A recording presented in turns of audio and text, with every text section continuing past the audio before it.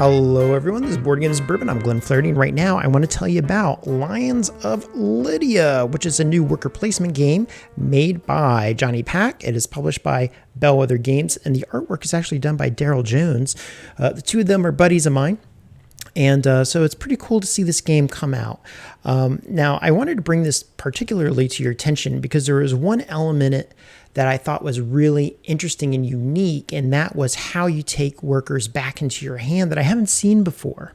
The game itself is worker placement. You put them out, you get resources, you buy cards, and you're trying to get a certain amount of cards. And I'm going to talk about the specifics of how you do that.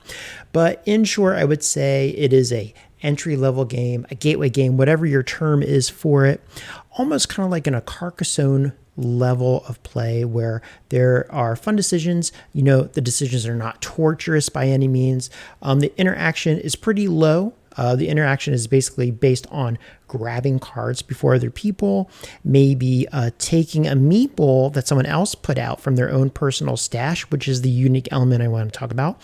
And it also comes with 8 expansions that have Carcassonne-like little adjustments to gameplay that you might really enjoy. And there's a few of them I'm going to talk about that in particular I think are more interesting than others for me, because I think for me, I had to earn them more. Okay, but let me tell you about the basics of the play. You can kind of see how everything unfolds. So what we do is we have this main area here that I actually think looks really nice. Let me see if I can zoom up on that there. And this little town square here. And what this really consists of is a bunch of gates, some meeples of different colors in there, a center here with a water fountain that has more meeples in it. And you're also going to get your own bag here. And this bag is going to have one of every meeple in here. And what's going to happen is to start the game, you're going to draw a meeple from your bag. And in this case, let's say I stick my hand in there and I draw this out and I got a red meeple. Now with this red meeple, I can put it either to a gate or to the center.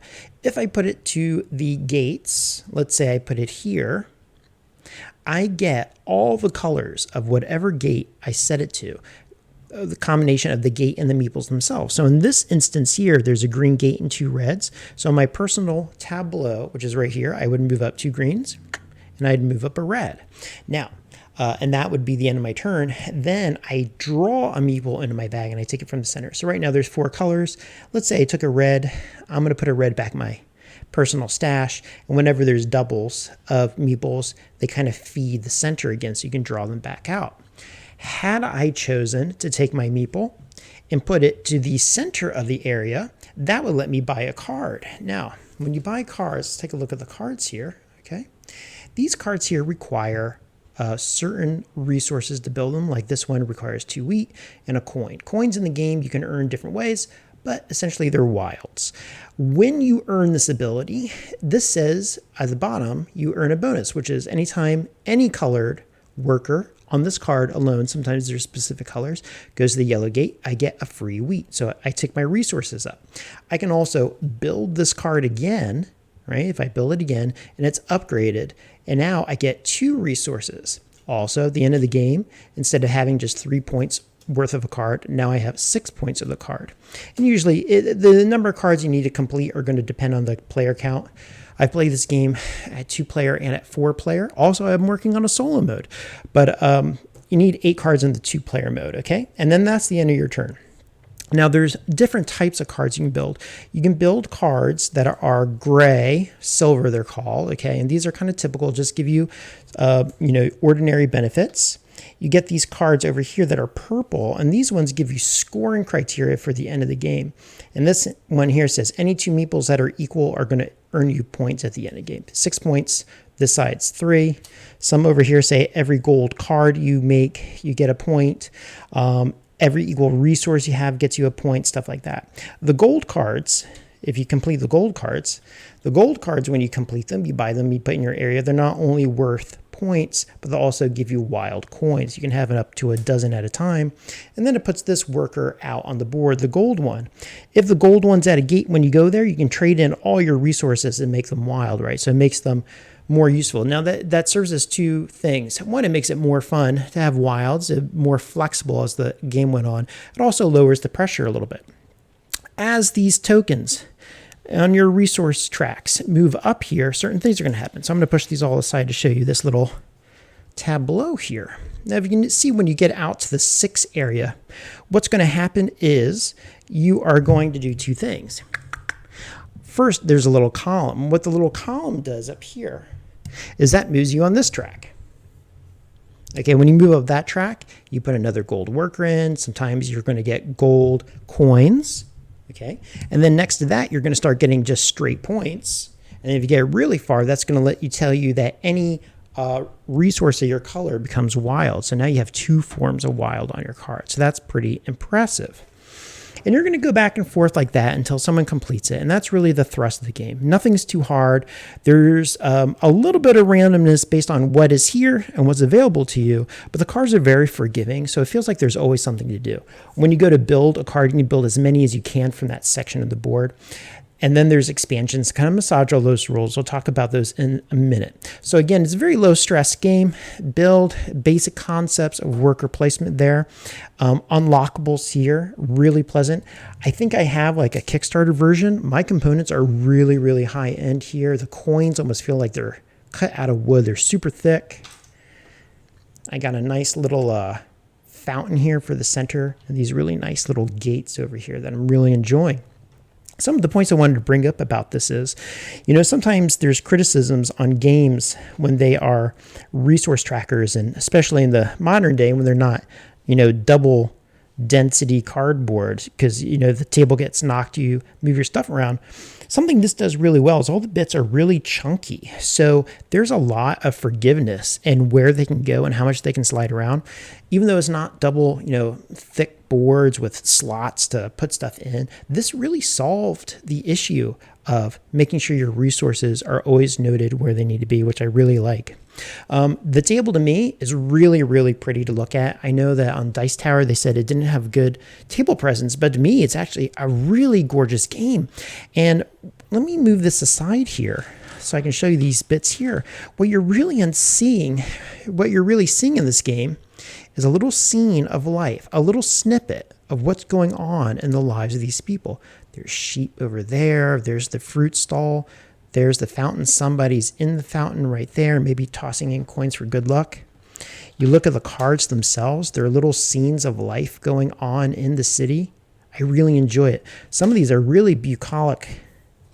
Over here, you just see the meadows there, the crops and everything. I actually think it's a very beautiful game to look at. I really enjoy it. The coins are so hardy. They're really beautiful too. And again, that unique element that I was talking about earlier that I like about the game is that you can pick any worker. When you put your worker down, regardless of what it is, you have the choice to pick up whatever you want from the center. It doesn't have to be the same worker. It doesn't have to be just your worker. It could have been what the other person just put down. That element is not something I've seen before, and that makes me really appreciate this. Now, what about the expansions in the game? Okay, so for that, I'm going to give you the specific names. I'm going to kind of refer to the rule book here. I don't think it's important to actually see the elements. It's more the concepts that you need. And in this rule book, pretty easy to understand. They explain everything. The first expansion is the king expansion. And basically, there's a king that walks around the board to the different gates. And if you go there, you get an extra resource. That one is kind of like just a gimme. That one I don't play with too much, but it actually, when I did do it the one time, it made the game super fast because you get resources faster than ever, and boom, boom, boom. Okay, second one is called the Waters of Pactolus, which is essentially, it changes the gameplay. Normally when you go here to the gates, you get resources, and you have to go to the center to the fountain to buy cards. But now, if you go to the center, you not only can buy cards, you get resources for going to the center if you bought a card that matches the water, not the waterfall, fountain right there, okay? And I like that expansion because you have to earn the cards. You first have to go, you have to buy the cards that let you do that, and then you have to upgrade them like anything else. There's other guides here, like the Artisan's Guide, and basically what happens here is they're going to, there's 4 artisan merchants, and what's going to happen is when you advance your influence tracker on the artisan space, when you advance your influencer, the 4th time, immediately move your artisan to the fountain, and then you may draft from your bag to end your turn. there's a courtyard expansion here, and it says here, take the courtyard tile and extra merchant that matches the color of your starting silver property card. Now, when you start the game, I'm yellow in this case, so I would have a card that is yellow that matches me. You can see right here, this one has a little yellow banner on it. That means I start with it, okay? So you take the courtyard tile and the extra merchant that matches the color of your starting silver property card, put the merchant on the courtyard tile, place any unused extra merchants and courtyard tiles back in the box. And essentially what that does is you're going to put a merchant there. And then when you pull another meeple, let's just call it a meeple. When you get a meeple out of your bag, now you have the choice of two meeples. The one you had put down previously and that one, okay? That one I thought made it even more easy to do what you want, removed even more tension. Okay, then you have the expansion 5, the tomb here, and it says you may only buy a tomb. Essentially, it's an upgrade card. You have another one called the Royal Architects. These are cards that kind of go into the corners, okay, and they open up areas for you to go. There's something called the Chariot Races that I thought was really cool. And in the Chariot Races, you put workers down onto this card, and then you get benefits, but every time you block something, someone else might get a nicer benefit after that. And then there's the Estates expansion, which again is a card, a special card. Once you buy the gold card in any side, the gold card has that gold meeple. That gold card can go onto your board over a silver or a gold. It doubles the value of any card, which is really cool. Like if you have a 6-point card and you put a doubler on it, now you have 12 points, and but you lose the benefit of the resource, right? So you're probably going to do that near the end of the game. And that's probably going to happen anyway, because first you have to buy your cards. Someone has to buy the gold, and that makes the secondary card, the doubler card, available. And so that's going to come later in the game anyway. But the games are not long. I want to say the games are like 20 minutes, half an hour. At least that's how they felt. They went by really quickly. I was never paralyzed with what to do, because when I drew my meeple out of the bag, it was a quick scan of what I thought the best situation was.